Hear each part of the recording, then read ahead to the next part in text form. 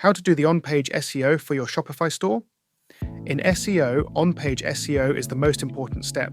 It is the building block of all other SEO and marketing efforts, so you need to do this one right. In this video series about Shopify store SEO, we're covering on-page SEO today. You can find other videos about off-page and technical SEO on your channel and in the description as well.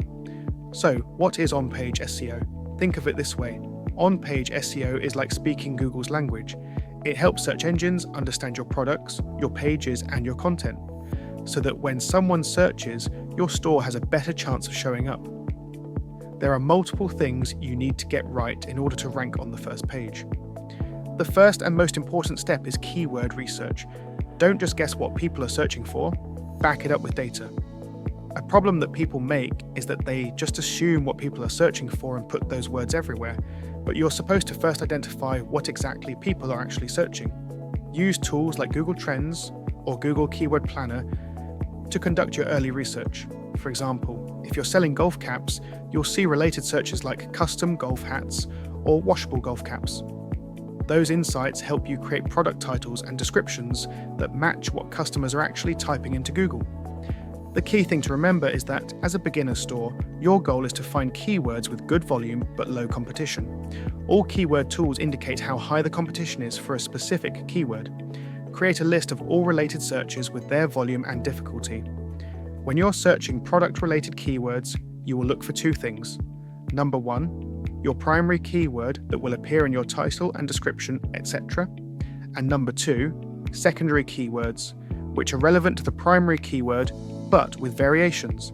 For example, if my main keyword is Nike golf cap, my secondary keywords can be something like breathable golf cap or washable Nike golf hat, etc. Once you have your keywords, step number one is product titles. This is where you will use your keywords now. Don't just write the generic brand name as a title, use normally searched keywords as well. Use a simple formula to create a great title. Brand name plus product type plus identifiers, like size, color, or feature. Instead of just Nike golf cap, write Nike golf cap, washable, red golf cap. That way, you capture both people searching for the brand and people searching more generally for a red golf hat or washable golf cap. Step number two is product descriptions. A single line is not enough. Google wants more content, and customers do too. Aim for 100 to 300 words, and apart from your main keyword, use all the secondary keywords we searched. Cover both features and benefits, and use your researched keywords naturally. Step number three is your meta titles and descriptions. Your meta title shows up in Google results, so keep it under 65 characters and include your main keyword. For example, Nike golf cap, red breathable golf hat. Secondly, include your main keyword and 1 to 2 good secondary keywords in your meta description as well. Your meta description is like a mini text that explains what's on the page. Keep it under 160 characters, make it human readable, and include a call to action like shop now with free shipping. Step number 4 is URL. Keep them short and clean. Don't paste the title here, just use your main keyword here. For example, for this Nike product, the URL should be Nike golf cap or red Nike golf cap. Never overstuff your URL. Step number 5 is collection pages. These are often ignored, but they're important. Add a title, a short description with keywords, and meta tags for your collections. For example, on a golf hats collection, add a description like shop breathable, washable, and stylish golf hats for all seasons. It tells Google and your customers what to expect. Moreover, put all your relevant products in this collection as well, so you can provide more SEO juice to both pages. Step number 6 is images. Google can't see images, but it reads the text behind them from the page's structure. Add alternate text to your images with your keywords, like red Nike golf cap front view. And don't forget to rename the image file itself. Instead of uploading image123.jpg, call it rednikegolfcap.jpg.